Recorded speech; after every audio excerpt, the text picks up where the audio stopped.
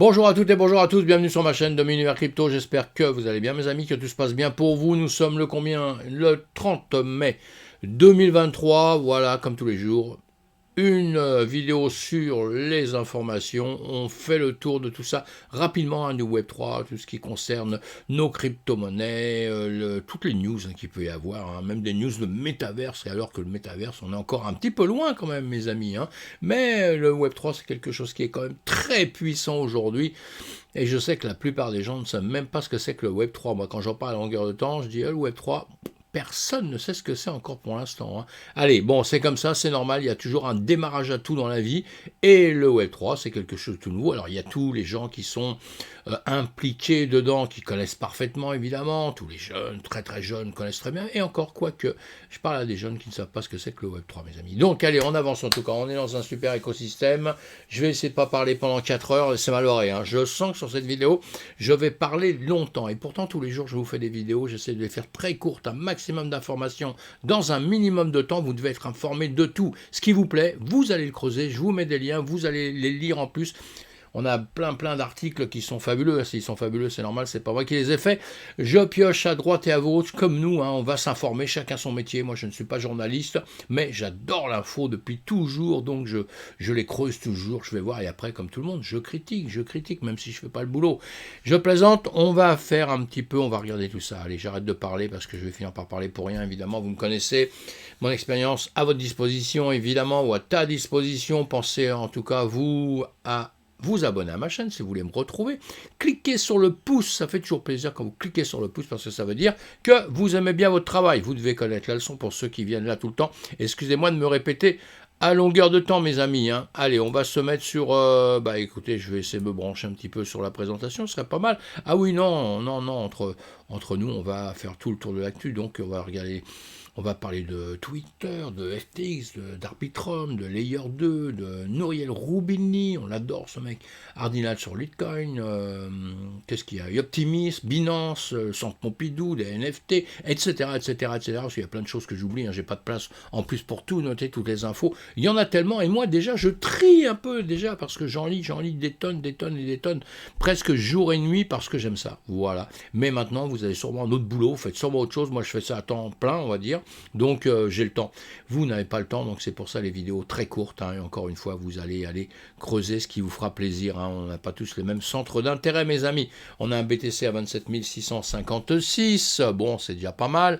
Guerre en Ukraine, toujours là. Ça, c'est un autre problème. C'est pas prêt de s'arrêter. J'ai l'impression qu'on va rentrer dans quelque chose qui va durer très longtemps. Et bon, enfin, passons.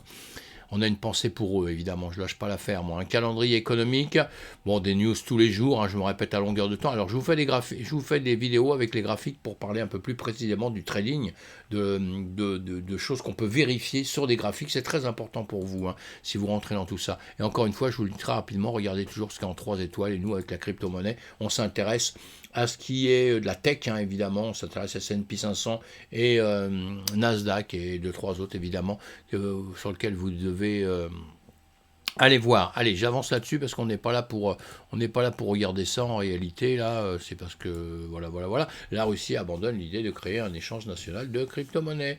Voilà, en 2022, la Russie avait envisagé l'idée de créer un échange national de crypto-monnaies. Ce projet a été abandonné, mais le gouvernement envisage une alternative. C'est quoi? Là, on vous explique tout. Durant l'automne dernier, ils avaient été question pour la Russie de développer son propre échange de crypto national. Au début de semaine, le média local Ivestia a toujours informé que le gouvernement avait abandonné cette idée. Plus précisément, Anatole Aksakov, le président du comité de Douma d'État sur le marché financier, a indiqué qu'une réglementation permettant d'encadrer la création de plateformes serait plus adaptée que l'ouverture d'une seule plateforme. Voilà, ce qu'ils veulent aussi, c'est encadrer tout ça, et le même problème dans le monde entier. Qu'on s'aime pas, ils ont tous le même problème avec ça, il faut réussir à réguler tout ça, à encadrer tout ça, à essayer de comprendre un petit peu tout ça, donc voilà. Écoutez, tout ça, ça avance, parce qu'on aime ou on n'aime pas, mais ça avance, donc c'est pas mal. Là, le Japon nous dit quoi? Le projet du yen numérique avance à grands pas. Bon, voilà, encore pareil, une bonne news, on a déjà parlé X fois, et puis on verra, c'est CBDC Nippon, Ça arrivera, vous inquiétez pas. Même les pays qui ne veulent pas, ceux qui détestent actuellement, ils arriveront dessus. Donc, et les Asiatiques sont loin d'être fous dans tout ce genre de domaine. Hein. La tech, ça les connaît, ils sont en avance déjà un petit peu sur tout. Et ils travaillent là-dessus sur déjà pas mal de temps. Hein. On a l'impression que nous sommes les plus forts au monde, mais non, c'est pas vraiment comme ça. The Block nous dit quoi? L'émetteur de stablecoin Tether va exploiter le Bitcoin en Uruguay. Eh bien voilà, on n'a rien contre l'Uruguay, on adore. Hein. Est entré dans l'espace minier de la production d'énergie de Bitcoin en Uruguay en partenariat avec une société locale anonyme. Voilà dans les news, dans tout ce qui avance dans le monde. Minage Bitcoin, ces pays payent les mineurs pour consommer de l'électricité. Alors pas mal de pays qui payent effectivement les mineurs pour consommer l'électricité. Vous savez que maintenant, tout le monde évidemment accuse le BTC de trop, de trop consommer en énergie. Mais bon, il y a une part de vérité, il y a comme dans tout, hein, et il y a une part de choses qui ne sont pas du tout réelles et que c'est un peu même de l'irréel. Mais les entreprises BTC maintenant essaient de travailler avec l'énergie verte, hein, et il y a toujours des entreprises qui veulent qui veulent les attirer chez eux parce qu'on s'aperçoit que ce sera des bénéfices commerciaux par la Suisse. Et évidemment, on a bien compris, hein, les pays savent faire ça. Et le Bitcoin tire ses billes à droite à gauche, justement, avec des entreprises qui ont déjà de l'électricité, de l'énergie, on va dire. Eux, ils en récoltent une partie, hein, de différentes manières. Hein. Il y a beaucoup de manières de faire ça. Allez, voilà, vous allez lire cet article, en tout cas, si vous n'êtes pas au courant, parce que c'est le but de ma vidéo, de vous mettre sur les chemins et vous allez creuser. Je vous mets les liens en dessous, je le répète encore une fois. La France prête à bannir Twitter. La crypto paiera les pots cassés. Bah ouais, alors voilà, encore un problème de réglementation, on est d'accord ou on n'avait pas d'accord. Vous avez peut-être entendu parler, la direction de Twitter vient de se désengager du code européen concernant la désinformation. En refusant les règles établies par celle-ci, elle refuse de mettre un filtre à certains de ses utilisateurs controversés, de cacher certains contenus dangereux ou même de bannir les publications de fake news. Voilà, donc une initiative qui ne fait pas du tout plaisir à la France alors que le gouvernement est en pleine tentative d'assainir Internet local. Interrogé à ce sujet, le ministre de la Transition numérique, Jean-Noël Barrot, a annoncé que Twitter pourrait devoir faire face à de nombreuses sanctions à partir du 25 août prochain. Nombreuses sanctions, ça fait mal ça. Bon, on verra bien. Hein. Bon, c'est pas mal Twitter quand même, hein. C'est pas trop mal, on s'en sert quand même. Bon, moi sincèrement, je publie pas, vous pouvez me retrouver sur Twitter, hein. Mais bon, je fais pas grand chose dessus et tout, hein, mais c'est quand même pas mal. Et la France, comme d'habitude, hein, nous on réglemente, hein. Nous sommes des champions du monde, je crois qu'on doit être numéro 1 au monde de la réglementation. Je le pense, il faudrait faire des études là-dessus, hein. Peut-être qu'ils sont faites d'ailleurs, hein, parce qu'en règle générale, je vais pas piocher ça, je m'en fous un petit peu, mais à mon avis c'est ça, hein. On est au niveau réglementation. Alors on protège les gens, attention, hein. Moi j'ai rien contre les réglementations, parce que les réglementations sont faites pour protéger les gens. Mais j'ai l'impression que le système des réglementations a un temps de retard par rapport aux nouveautés, par rapport au monde qui avance. On a vraiment l'impression que c'est fait, les réglementations sont faites, contrôlées par des vieux dinosaures, un peu comme moi, vous voyez ce que je veux dire, un peu des vieux dinosaures là, qui sont là, qui protègent déjà les acquis, tout ça, qui ont peur de la nouveauté, et qui en plus de ça, ils ont peur, et en plus ils disent, qu'est-ce que je vais m'emmerder, moi dans peu de temps, j'aurai terminé tout ça, je veux pas m'emmerder, je vais donner ce genre de truc, comme ça un peu complexe, tout ça, je filerai la patate chaude à quelqu'un d'autre, hein, puis comme ça, ils verront ça plus tard. Je pense que tout ça, ça rentre en ligne de compte, hein. Pourtant, bon, maintenant, il y a des jeunes dans le gouvernement, il y a des jeunes qui sont dans tout ça, mais quand même.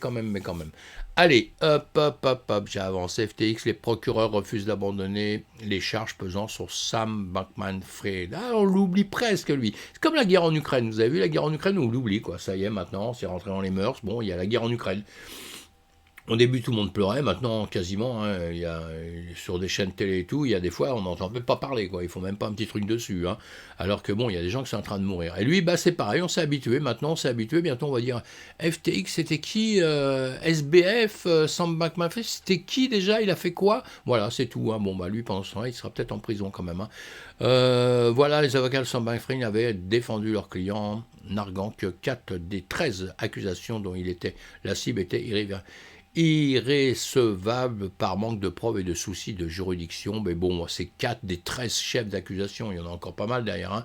13 moins 4, ça fait 9, hein, si je dis pas de bêtises. Enfin bon, allez, On n'est jamais sûr de rien. On va vérifier. Il faut toujours tout vérifier, mes amis. Hein. Même quand vous êtes sûr, vous allez vérifier. Arbitrum, après le hack de Jimbo, les développeurs tentent de négocier avec le hacker. Bon, ça, c'est encore un autre problème. On est à une époque où il faut négocier avec les hackers. Les hackers, les mecs, ils viennent pirater. Puis on leur dit au bout d'un temps, tiens, je te propose un petit peu de pognon. Je te propose 10% de ce que tu m'as volé.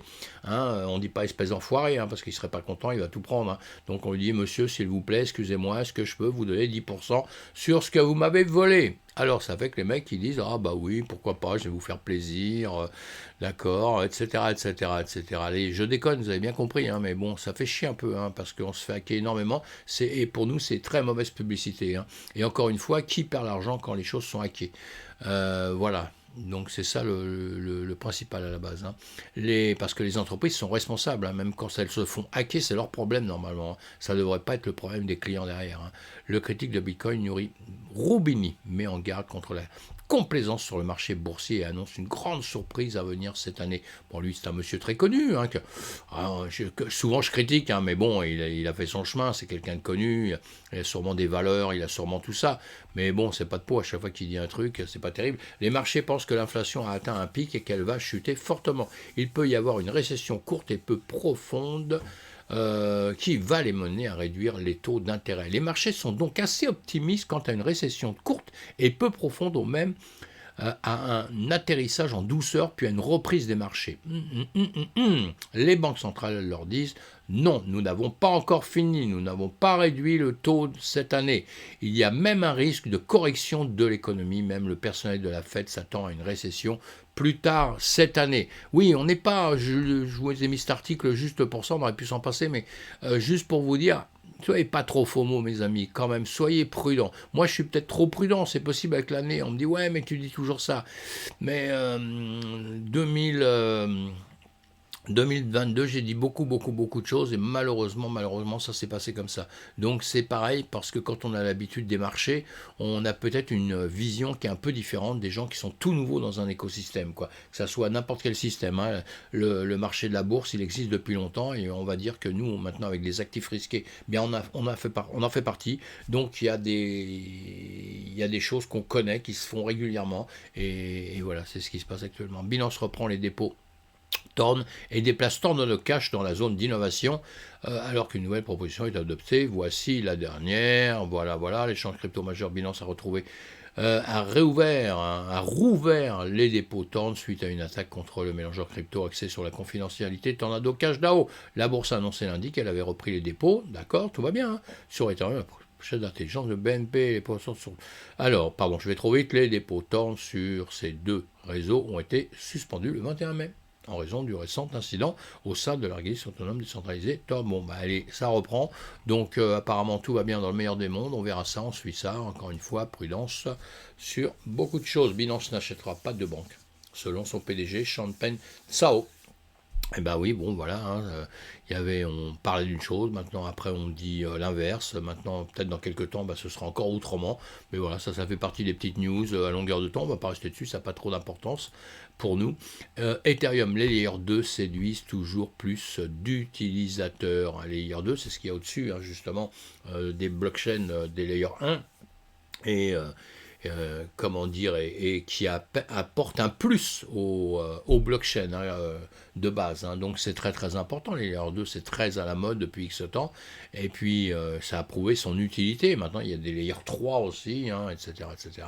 Les solutions de seconde couche évoluent en paramètres d'Ethereum. Néanmoins, celles-ci héritent de la sécurité du réseau en publiant périodiquement l'état du roll-up on-chain. Voilà, bon, je vous lis pas tout ça, pareil, vous allez lire, hein, mais bon, on a tout dans le titre, hein. Apparemment, il y a toujours du monde qui aime ça, et de toute façon, quand on rentre dans la crypto, vous vous servez de plein d'outils, vous allez sur les plateformes, vous allez dans plein d'entreprises qui, eux, font leur business dans tout ça, et vous, quand vous êtes client simplement comme ça, vous vous en foutez de la manière dont on ouvre la porte ou on ferme la porte. Hein. Vous, tout ce que vous voulez, c'est que la porte soit sécurisée, hein. C'est tout ce que vous voulez. Hein. Sinon, le reste, vous vous en foutez, évidemment, je peux bien le comprendre.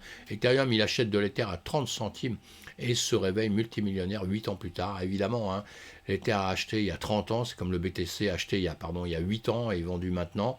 Voilà, donc ça c'est pour une petite histoire, ceux qui aiment bien les histoires, je sais qu'il y en a beaucoup qui aiment bien les petites histoires ou les contes de fées, ça c'est pas un conte de fées, c'est la réalité, hein, mais après on transforme un petit peu les choses, mais bon, c'est bien, hein, c'est bien. Hein. Et ça prouve au moins que ça a été positif, hein, pour tous ceux qui ont, tous les détracteurs de Bitcoin, d'Ethereum, tout ça. On prouve que ceux qui ont gardé, c'est comme dans le marché classique, hein, ceux qui ont gardé l'argent depuis longtemps et qui vendent maintenant, ils sont tous en bénéfice. La différence, c'est que nous, dans notre écosystème, le bénéfice a été énorme. Mais attention, je ne pense pas qu'on retrouvera les mêmes pourcentage maintenant que ce qui s'est passé, hein. C'est toujours comme ça dans un démarrage, vous savez, c'est comme dans les entreprises, les grosses entreprises, il y en a qui démarrent, qui ont démarré, qui valaient rien, Google, etc., etc. Et puis quelques années après, ben voilà, vous pouvez avoir fait fortune avec, hein, ça c'est sûr, hein. Mais quand vous rachetez l'action beaucoup plus tard, en règle générale, vous n'avez jamais autant de pourcentage. Il n'y a plus l'effet de surprise, il y a l'effet du marché avec des hausses et des baisses. On rachète au plus bas pour revendre au plus haut, voilà. Mais il n'y a plus cet effet de surprise d'un truc qu'on ne connaît pas du tout. Et d'un seul coup, on dit ouais, c'est lui le champion du monde, quoi. Voilà, c'est tout. Alors, Ordinal sur Litecoin LTC, le nombre de transactions explose, voilà, donc ça bouge un peu. Bon, j'ai regardé les graphiques pour l'instant, ouais, il a bougé un petit peu, pas grand-chose. Le protocole Ordinal a débarqué sur Litecoin. Alors évidemment, le protocole Ordinal, on a bien vu, hein, que psychologiquement chez les gens, c'est quelque chose d'important. Donc ça peut jouer un peu sur le LTC, tout ça. Donc on va surveiller le LTC, hein. Je ne vous dis pas ce que vous devez faire, je ne fais pas de conseils en investissement, mais on va surveiller ça, c'est quelque chose qui peut bouger. Mais pour ça, après, on va suivre un peu les news, on va suivre tout le mouvement, on regarde d'où il est arrivé, etc., etc. On ne fait pas ça les yeux fermés comme ça, ou parce qu'il y en a un qui dit tiens, vas-y, ça, le LTC, c'est génial, tu y vas, t'achètes et tu perds ce que tu veux, parce que 15 jours après, il s'écroule, hein. On l'étudie un peu, hein. Optimis suit est prêt pour de grands déblocages de jetons d'une valeur combinée de 650 millions. Voilà, voilà, hein. Le réseau cryptographique Optimis et SUI sont prêts pour le déroulement des jetons cette semaine, ce qui fera chacun leur approvisionnement en circulation de jetons augmenter de manière significative. On en a déjà parlé, donc n'oubliez pas ça. Luxe, le magazine de luxe, le Centre Pompidou, oui, deux petites news en NFT, hein. Pour ceux qui ne connaissent pas les NFT, on pose beaucoup de questions sur les NFT, des amis, tout ça qui m'appellent, etc. Donc, si vous ne connaissez pas et que si vous êtes sur Paris, proche de Paris, tout ça, ben, vous allez déjà au Centre Pompidou, hein. Première exposition dédiée au NFT et à l'art numérique annoncée. Bon, ça, c'était quand même une news. On est rentré, le NFT est quand même rentré dans un musée. C'est quand même extraordinaire. Je ne parle pas d'un petit musée personnel qu'on a dans son coin. C'est quelque chose d'important, là.